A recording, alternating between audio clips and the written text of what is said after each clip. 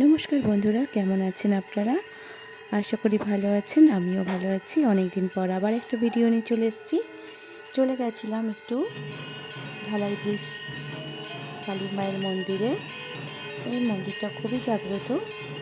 এখানে গিয়ে একটু সন্ধ্যা আরতি দেখলাম, দেখে নিয়ে চলে গেলাম পাটুলিতে।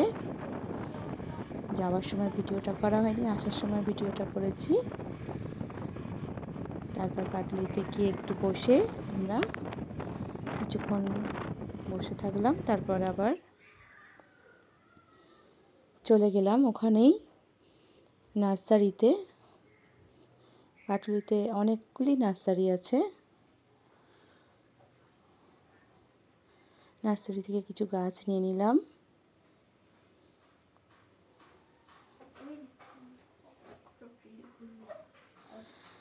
গাছগুলো নেওয়ার পর আমরা